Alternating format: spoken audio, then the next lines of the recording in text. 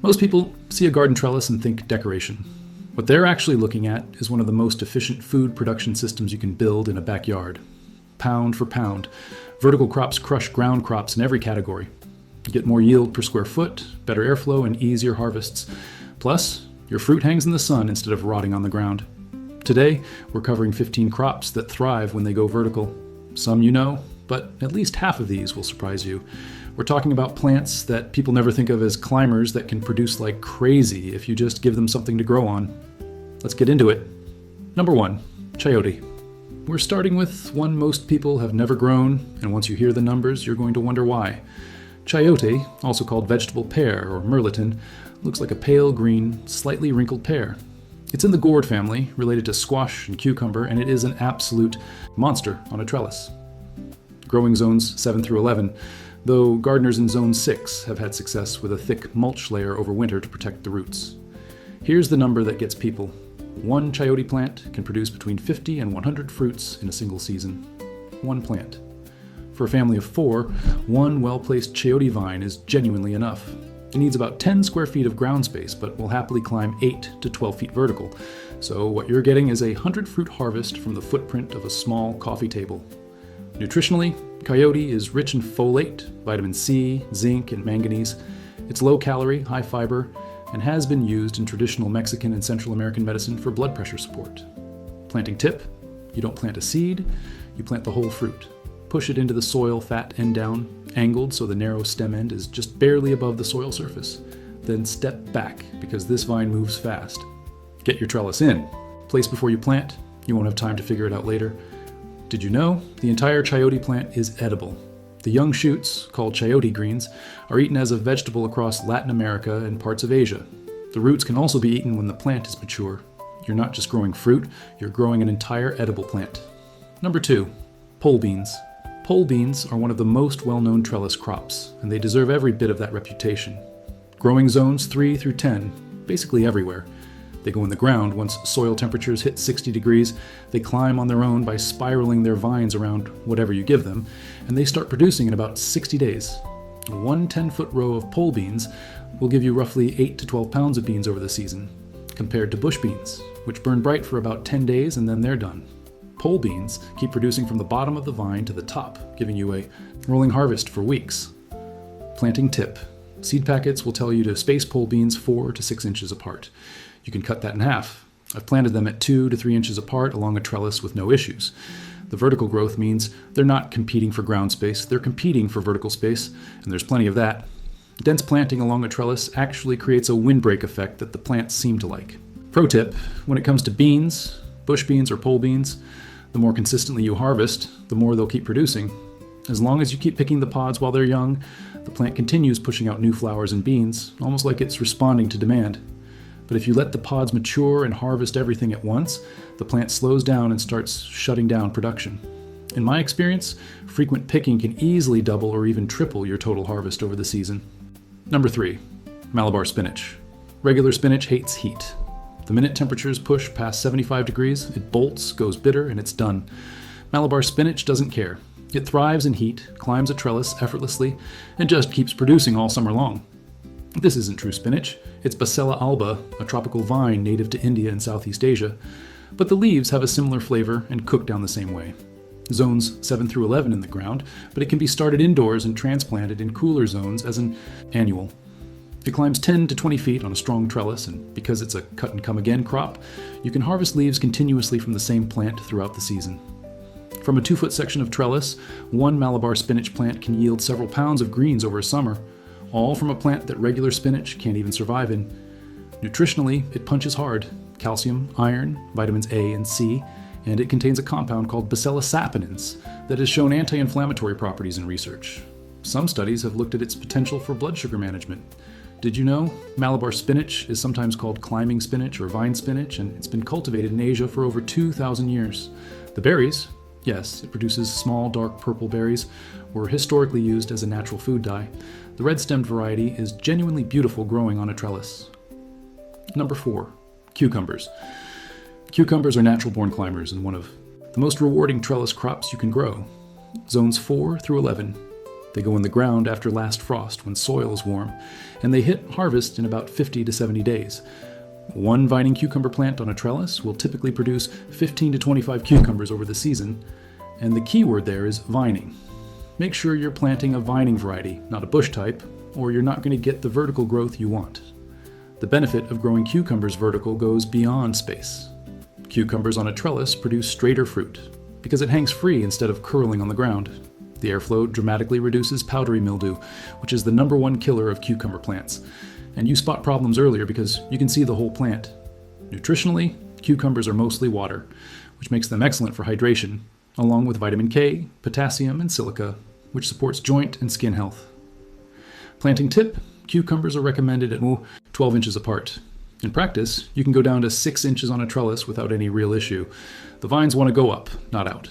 I've grown them at 6-inch spacing for years, and they do just fine as long as the trellis has good mesh for the tendrils to grab.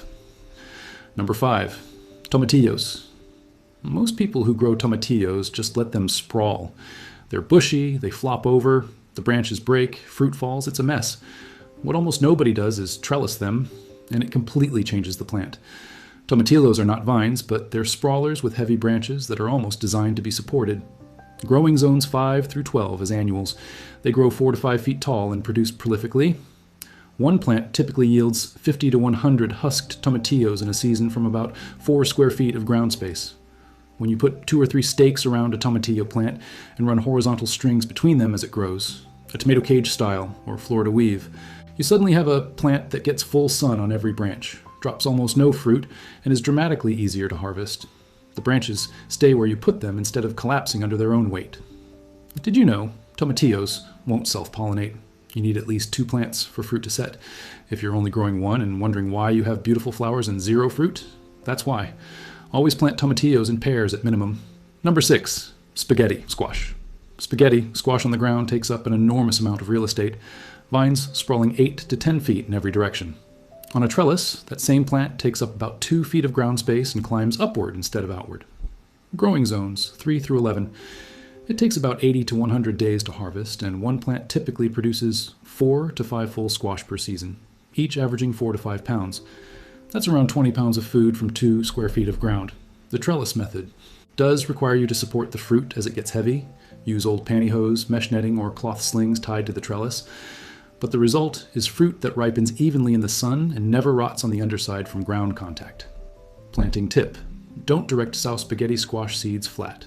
Make a small mound of loose, rich soil, about 6 inches high, and plant your seeds into the top of that mound. The mound keeps the crown of the plant from sitting in moisture and dramatically reduces root rot. As the vine takes off, guide it toward your trellis and it will start to self-train.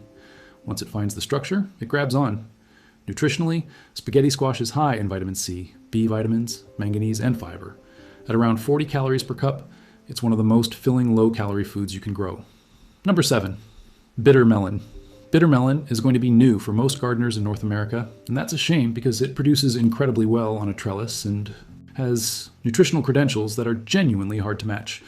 Zones 9 through 12 in the ground, but it grows beautifully in containers or as an annual further north. Treat it the way you'd treat a late-start sweet potato or okra. It needs heat and a long warm season. The vine climbs easily using tendrils, reaches 6 to 15 feet, and produces 10 to 15 fruits per plant, each hanging down clearly for easy picking. Nutritionally, bitter melon is in a category of its own. It contains compounds, including charantin and polypeptide P, that mimic insulin and have been extensively studied for blood sugar management. It's one of the most researched plants in the world for type 2 diabetes. It's also high in vitamin C, folate, zinc, and iron. In Asian traditional medicine, it's been used for thousands of years. The taste, yes, is bitter. It earns its name. But picked young when it's still bright green, the bitterness is much more manageable. It's excellent in stir-fry, stuffed and cooked, or sliced thin and sautéed with eggs the way it's eaten across Southeast Asia. Did you know bitter melon has been shown in multiple clinical studies to lower fasting blood glucose levels? Researchers in the Philippines, India, and Japan have all published peer-reviewed studies on its effectiveness. It's not folk medicine. There's real pharmacological research behind this plant. Number 8, peas. Peas are one of the first things anyone plants in spring, and for good reason. They go in the ground while it's still cold, they climb a trellis by themselves with no training needed, and they're one of the most satisfying harvests in the garden. Zones 3 through 11 planted 4 to 6 weeks before last frost. They do best in cool weather, soil temps between 45 and 70 degrees, and they're one of the few crops that improve soil nitrogen while it grows. A 6-foot trellis planted solidly with peas will yield roughly 3 to 5 pounds per 10-foot row over the season. Nutritionally, peas are exceptional for a fresh vegetable. Plant-based protein, fiber, vitamins C and K, folate, manganese, and thiamine. Snap peas especially are one of the most complete snacking vegetables you can grow. Planting tip: most seed packets recommend planting peas 1 to 2 inches apart. You can absolutely push that tighter, down to about an inch, sometimes even a little under, along a trellis with good support. The dense planting works in your favor. The vines interlock, they support each other, and the productivity per linear foot goes way up. I've done it both ways, and closer planting along a trellis just works. Did you know? Peas were one of the earliest cultivated crops in human history, with evidence of cultivation going back 10,000 years in the Near East. The first genetic experiments by Gregor Mendel, the ones that formed the foundation of modern genetics, were done with garden peas. This humble trellis plant literally gave us genetics. Number 9, Yardlong beans. If you've never grown Yardlong beans, also called asparagus beans or Chinese long beans, this is one of those crops where first-time growers can't quite believe what they're looking at. The pods grow, as the name suggests, up to 36 inches long. They hang in pairs from the vine like long green ribbons. The plant is vigorous, heat-loving, and will race up a 6-foot trellis in weeks. Growing zones 7 through 11, though in warmer parts of zone 6 with a late start they'll produce well. They need heat, similar timing to cucumbers or sweet corn. One yard-long bean plant will produce prolifically throughout the heat of summer when regular beans slow down. They are specifically adapted to hot, humid conditions and just keep going. Nutritionally, they're similar to regular green beans. Protein, fiber, vitamins A and C, folate. But the long pods have a slightly more complex flavor, described as somewhere between a green bean and an asparagus. Planting tip: plant seeds 2 to 3 inches apart along the base of your trellis. Like pole beans, you can go denser than the packet suggests. 4 to 6 inches is the recommendation, but 2 to 3 inches works well in practice. They climb by twisting around supports, so give them string, netting, or wire mesh. Number 10, indeterminate tomatoes. Every gardener grows tomatoes. Not every gardener realizes that the ones labeled indeterminate are essentially vines that, left unchecked, will grow 10 feet tall or more, and that this is a feature, not a problem. Zones 4 through 11 is annuals, and basically everywhere with season extension. The key is variety selection. Always look for the word indeterminate on the label. These are the varieties that just keep growing and producing until frost kills them. Determinate types grow to a set height, set their fruit, and they're done. An indeterminate tomato on a strong vertical string or trellis, with suckers pruned to a single main stem, will produce more fruit per square foot than any other method, because you're maximizing the plant's energy into one productive vine rather than letting it spread in every direction.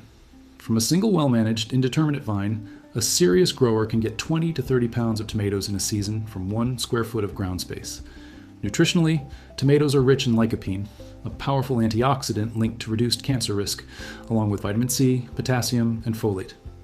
Lycopene actually becomes more bioavailable when the tomatoes are cooked, which is why tomato sauce is actually nutritionally more potent than fresh tomatoes.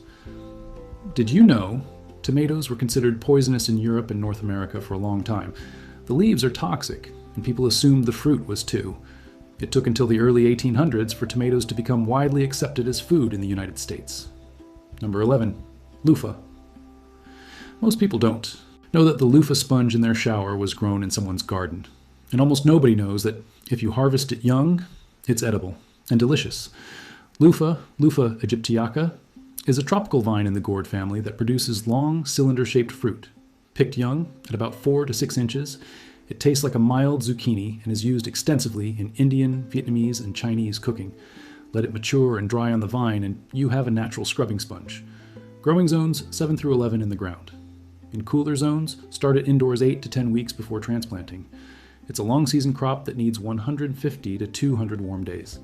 The vine is vigorous, climbing easily to 15 feet or more, and one plant produces several dozen fruits per season if harvested regularly.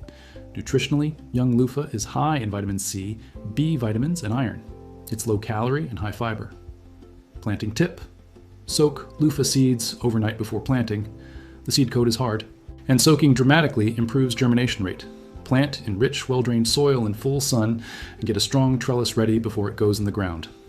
Did you know the lofah has been cultivated for over 6,000 years in Asia and Africa, primarily as a food crop? The use as a bath sponge is a relatively modern Western application. In Egypt and India, it's still primarily considered a vegetable. Most of us have been using food as a shower tool. Number 12, winter squash. Butternut, acorn, delicata, kabocha, all of them can go vertical, and all of them absolutely should if you're tight on space. Zones 3 through 10.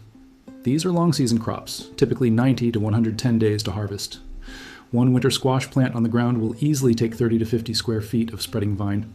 On a robust trellis, cattle panel, arched hog wire, a strong wooden frame, that same plant takes 2 to 3 square feet on the ground. Yield varies by variety, but one plant typically produces 4 to 8 squash per season. The critical thing when growing winter squash vertically is fruit support. As the squash grows past a softball size, make a sling. Old pantyhose works perfectly, so does mesh bag or cut-up cloth, and tie it to the trellis so the squash hangs supported rather than pulling on the vine. Nutritionally, winter squash is outstanding. Beta-carotene, vitamin C, potassium, magnesium, and B6.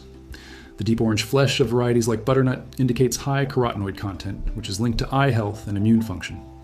Did you know winter squash gets its name not from when it grows, it's a summer-grown crop, but from when it keeps. The thick skin allows it to be stored through winter without refrigeration. Properly cured in a warm, dry spot after harvest, butternut squash can last 6 to 8 months. That's a food storage crop you can grow yourself. Number 13, vining zucchini. Standard. Zucchini is a bush plant, and most gardeners know it as a ground dweller that takes over a raised bed. What most people don't know is that certain zucchini varieties are vining types, and on a trellis, they change the game entirely. Look for Tromboncino, also called Trombetta di Albenga, an Italian heirloom variety with long curved fruits and a distinctly vining habit. It climbs readily, produces heavily, and the fruit itself is excellent, firm, mild, and far less watery than standard zucchini, which means it holds up better in cooking. Zones 3 through 10 as an annual. Tromboncino is more heat tolerant and more disease resistant than most standard zucchini, which means it keeps producing through the part of summer when powdery mildew is taking down your regular squash plants. One vining zucchini plant on a trellis produces continuously from midsummer through first frost, typically 20 to 30 fruits per plant over the season, from about 2 square feet of ground space. Pro tip from my wife and me. Zucchini plants produce both male and female flowers, and if the female flowers aren't properly pollinated, they won't develop into full fruit. Each morning when the blooms open, I take a Q-tip, dab it inside a male flower to collect the pollen, then gently brush that pollen onto the center of the female flowers, the ones with a tiny baby zucchini at the base. I use the same Q-tip for several flowers, and the whole process takes about 5 minutes. Since we started hand pollinating, our fruit set has increased by at least 60%. We do this not just for zucchinis, but also for cucumbers, melons, squash, basically anything with separate male and female flowers. Number 14, melons. Growing melons vertically is one of those things that sounds complicated until you do it once and realize it's actually more manageable than letting them run across the ground. Zones 4 through 11. Melons are warm season, long season crops, typically 70 to 90 days. The key to trellising them is variety selection. Small to medium fruiting varieties work best. Cantaloupe, honeydew, and most muskmelons do well. Full-size watermelons are possible but require very strong structure and solid fruit slings. Most people are better off growing smaller personal watermelon varieties vertically. One melon plant on a trellis produces 3 to 5 fruits per season from around 2 to 3 square feet of ground space. The fruit sling is non-negotiable once melons reach a pound or 2 in size. Pantyhose, mesh bags, or strips of old t-shirt material knotted to the trellis work great. The sling cradles the fruit while it finishes ripening and prevents the stem connection from snapping. Nutritionally, melons are high in vitamins A and C, potassium, and water content. Cantaloupe specifically is one of the most nutrient-dense fruits you can grow. The orange flesh indicates high beta-carotene. Did you know you can tell a cantaloupe is ripe without cutting it? By smell alone. A ripe cantaloupe will emit a distinct sweet, musky fragrance from the blossom end, not the stem end. If it smells like candy from a foot away, it's ready. Number 15, hyacinth bean. We're ending with one that most North American gardeners have never heard of, and it might be the most visually stunning crop you can grow on a trellis. Hyacinth bean, Lablaba purpuris, produces deep purple stems, bright green leaves with purple undersides, vivid purple flowers, and shiny dark purple pods that hang in clusters. It is genuinely one of the most beautiful plants in the edible garden, and it produces like crazy, zones 9 through 11 as a perennial, grown everywhere else as an annual. It needs heat and full sun. The vines grow 10 to 15 feet and will absolutely cover an arch or trellis frame by midsummer. Here's the important note. The mature beans must be cooked. Raw, dried hyacinth beans contain cyanogenic glucosides and are toxic until cooked. Young green. Pods can be eaten cooked like green beans. The mature seeds, boiled until tender with the water changed once or twice, are safe, nutritious, and delicious, used across India and Africa as a protein source for centuries. Nutritionally, cooked hyacinth beans are high in plant protein, iron, folate, and potassium. They're one of the most protein-dense beans you can grow. That's 15 crops that will genuinely transform what your vertical space can produce. Whether you've got a small raised bed, a fence line, a single cattle panel leaning against a wall, every one of these crops will reward you with more food per square foot than anything you're leaving on the ground. Hope you learned something useful today. Take care, and I'll see you in the next one.